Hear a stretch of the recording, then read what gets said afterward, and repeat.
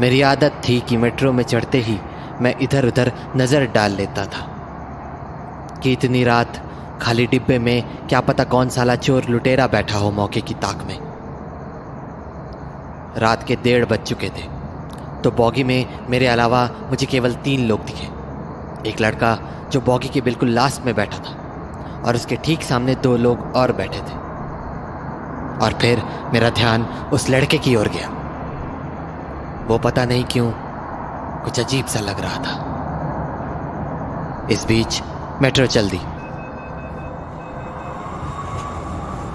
और मैंने अपना ध्यान उससे हटा लिया। लेकिन फिर मेरे दिमाग में आया कि आखिर वो लड़का ऐसी अजीब हरकतें कर क्यों रहा था। तो मैंने उस लड़के की ओर वापस देखा तो लगा जैसे वो कुछ इशारा सा कर रहा है, शायद मुझे कुछ दिखाना चाहता है वो। और फिर मैंने उन पर नज़र डाली जो 2 लोग उसके सामने की सीट पर बैठे हुए थे। उनमें से एक आदमी था और उसके साथ एक बुरखे वाली औरत शायद बीमार थी या बहुत थकी हुई, क्योंकि उसके साथ बैठे आदमी ने उसे पकड़ रखा था। अगला स्टेशन नारायणा विहार है। उसी समय अगले स्टेशन का अनाउंसमेंट हुआ और वो आदमी पता नहीं क्यों मुझे घूर के देखने लगा। लेकिन मैंने अपनी नज़र सीधी कर ली। लेकिन मुझे लगा जैसे वो लड़का अचानक खड़ा हुआ तो मैंने उस पर नज़र डाली। लगा जैसे वो मेट्रो से उतरना चाहता है, पर चलने की बजाय वो अजीब तरह से इधर उधर देख रहा था, जबकि मेट्रो बस रुकने ही वाली थी। और जब मेरी नज़र फिर से उस पर गई तो वो अपनी सीट पर बैठ चुका था और मैं ये देख के हैरान था कि वो अभी भी वैसे ही इधर उधर देखे जा रहा था। और जब मैंने देखा कि कभी वो हाथ जोड़ रहा है और कभी आंखें बंद कर ले रहा है तो मुझे लगा इसे हो क्या गया है, ये पागल वागल है क्या। और मैंने उससे नज़रें हटा ली।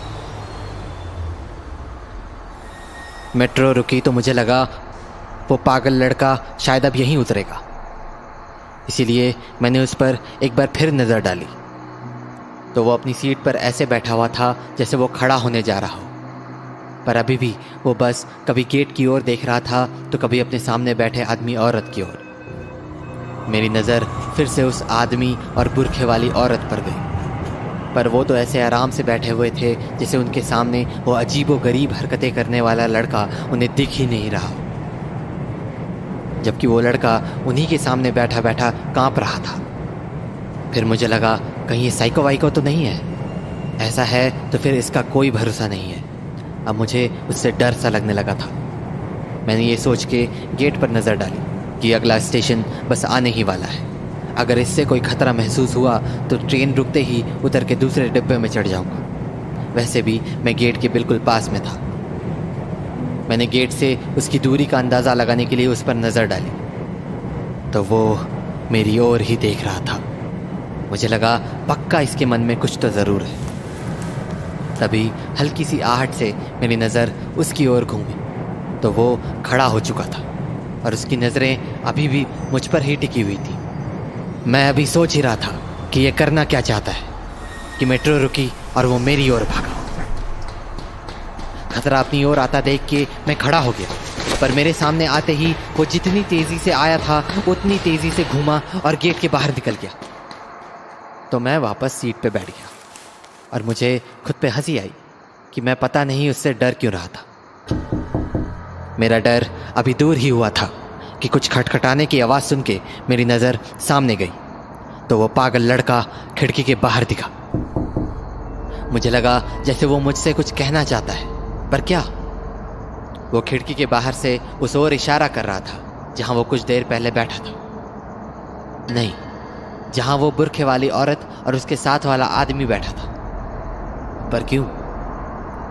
मैंने सोचा उन दोनों में ऐसा क्या है जो ये मुझे दिखाना चाह रहा है। मुझे गुस्सा आने लगा था उस पर कि खुद तो पागल है ही, मुझे भी पागल कर देगा। लेकिन उसने अपना हाथ अपनी गर्दन पर रखा और फिर बार बार अपनी गर्दन को एक ओर लुढ़काकर मुझे कुछ इशारा सा करने लगा, मारने का इशारा।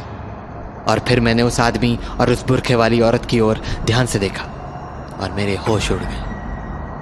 उस आदमी का जो हाथ बुरखे वाली औरत की कमर पर था वो खून से सना हुआ था और औरत की गर्दन एक ओर लटकी हुई थी, मतलब वो मर चुकी थी। ये देख के तो जैसे मेरा खून ही जम गया। मैं जान बचाकर वहां से भागना चाहता था, लेकिन तब तक ट्रेन चल पड़ी और वो लड़का खिड़की से दिखना बंद हो गया। तभी आहट सी हुई और मैंने बिना सर घुमाए उस आदमी की ओर देखा तो वो अपनी सीट से खड़ा हो चुका था। मैं समझ गया कि अब मेरी जान उसके ही हाथ में है, और जब मुझे लगा कि वो किसी भी पल मेरे सामने होगा तो ये दिखाने के लिए कि मैं सो रहा हूं और मैंने कुछ नहीं देखा, मैंने अपनी आंखें बंद कर ली।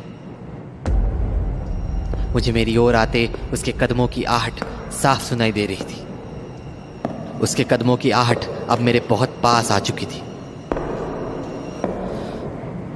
जब उसके कदमों की आहट मेरे बिल्कुल पास आकर थम गई तो इत्र की जोर की महक आई। उसके इत्र से मैं समझ गया कि या तो ये उस बुरखे वाली का पति है या।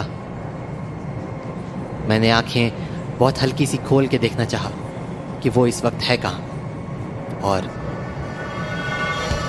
मुझे उसकी खौफनाक लाल आंखें दिखी। मेरा तो जैसे खून जम गया, पर मैंने पूरी ताकत से खुद को कांपने से रोका हुआ था, क्योंकि मैं जानता था कि अगर इसे जरा सा भी अंदाजा हो गया कि मैं जाग रहा हूं तो वो मुझे भी जिंदा नहीं छोड़ेगा। तभी उसने मेरी आंखों के ठीक सामने बड़ा सा छुरा लहराया। मैं इतना डर गया था कि किसी भी पल बेहोश हो सकता था, लेकिन मुझे कुछ आवाज आई। वो मेरे बगल में ही बैठ गया था और उसकी नज़र अभी भी मुझ पर ही टिकी हुई थी। शायद वो मेरी किसी हरकत का इंतजार कर रहा था।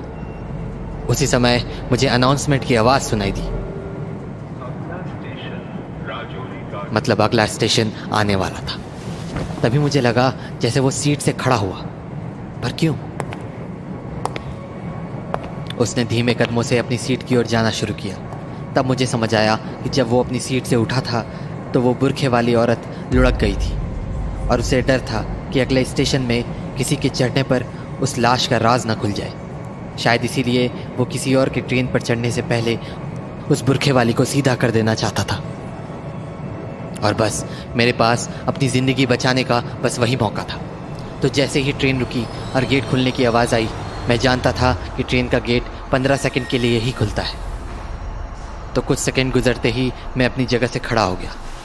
मेरे खड़े होने की आहट से उसके कदम थम गए और वो मेरी ओर पलटा। शायद वो ये सोच रहा था कि मुझ पर झपटे या उस लाश को संभाले।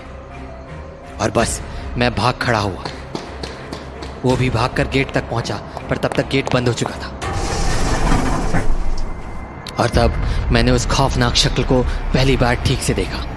शीशे से मुझे देखती उसकी लाल आंखें मुझ पर ही टिकी थी और उसके हाथ में चमकते हुए छुरे का एक ही मतलब था कि अगर मैंने किसी के सामने मुंह खोला तो मेरा भी वही हाल होगा जो उस बुरखे वाली औरत का हुआ है।